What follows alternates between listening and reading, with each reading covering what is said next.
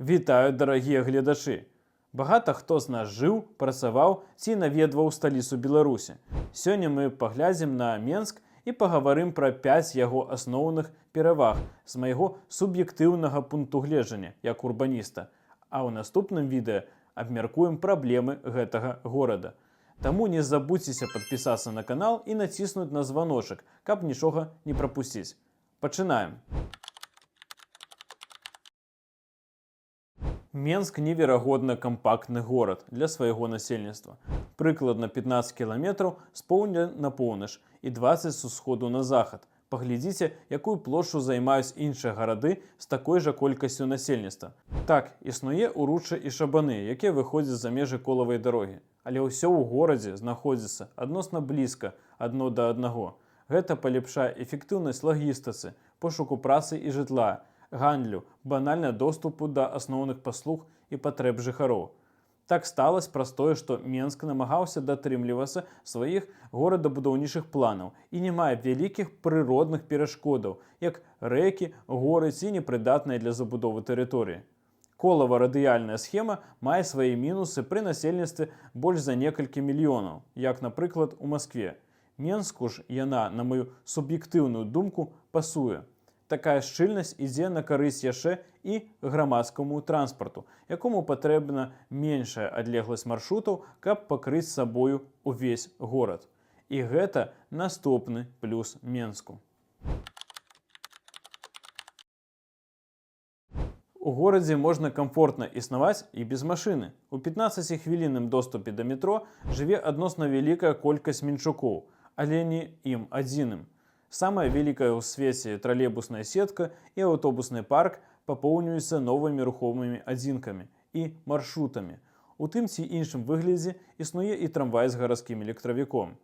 Так, пра праблемы і адсутнасць сістэмнага падыходу па аб'яднанню ўсіх відаў транспарта ў перасадкавую сістэму ці недасканалую навігацыю можна доўга разважаць. Але ўжо абнаўленне паркаў і падтрымка таго, што ёсць, гэта непагана, асабліва урахоўваючы кампактнасць гораду. Большасць мінчукоў выкарыстоўваюць звязку аўтобуса ці тралейбуса з метрапалітэнам, чаго хапае, каб сярэдні час шляху да патрэбнага месца быў меншым за гадзіну. Таму за транспарт у Менску адназначны плюс. Пры планаванні сталіцы ў свой час былі распрацаваныя так званыя экалагічныя калідоры. Самы вялікі з іх праходзіць дыяметральна з паўночнага захаду на паўднёвы ўсход і месціць у сабе шэраг паркаў і сістэму вадасховішч на раке Свіслач. Большасць улюбленых месцаў адпачынку мінчукоў знаходзіцца менавіта на водна-зялёным дыяметры. Але не ім адзіным. Ёсць яшчэ сляпнянская водна-зялёная сістэма, якая полуколам амінае горад з поўначы на ўсход. Пра яе я здымаў відэа яшчэ ў 2020 годзе. Калі цікава, спасылку на прагляд я пакінуў у апісанні да відэа. Калі б рабілі ўсё належным чынам, такое ж экалагічнае полукола магло б паўстаць і ў паўднёвай частцы гораду, але яно існуе даволі фрагментарна, і рэчка Лошыца не стала паркавай ці экалагічнай зонай. На жаль, забудоўваецца і дыяметр, асабліва на праспекце Пераможцаў, самі ведаеце кім. Але наяўнасць такой экалагічнай сістэмы, якая даказала сваю карысць, гэта яшчэ адзін плюс Менску.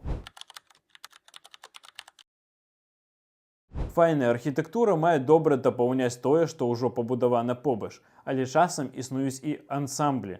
Напрыклад, Менск унікальны цэлымі вуліцамі і раёнамі ў стылі сталінскага ампіру. Пра гэта і чаму, на шчасце, абышлося без высотак, я распавядаў у асобным відэа.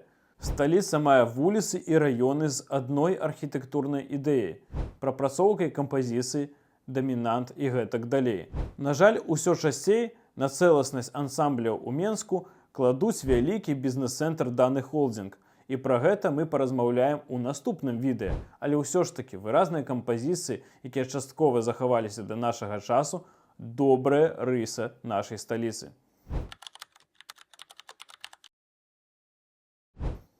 Не кожнай краіне шансуе мець сталіцу ці эканамічны цэнтр у такім зручным месцы. Пагадзіцеся, наколькі выйграе лагістыка, маштабаванне бізнесу, нават праектаванне сілы ад таго, што да любога буйнага гораду не болей 350 кіламетраў, а часцей за ўсё гэта плюс-мінус 200 кіламетраў.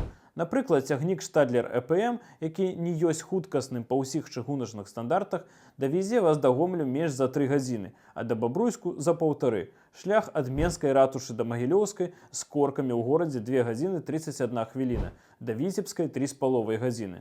Вы не ўяўляеце, колькі пераваг краіна атрымае ад лакацыі Менску, калі насельніцтва стане больш эканамічна актыўным. Дадаць да таго факт таго, што сталічная агламерацыя знаходзіцца на Менскім узвышшы, што надае дадатковую абарону гораду. Паверце, нават у сучаснай вайне рэльеф мае вялікае значэнне. Таму лакацыя – стратэгічны плюс нашай сталіцы. А што падабаецца ў Менску вам? А што не вельмі? Пішыце свае доўгія каментары, а таксама не забывайце падпісацца на канал, каб не прапусціць наступнае відэа пра праблемы буйнейшага гораду нашай краіны. До сустрэчы!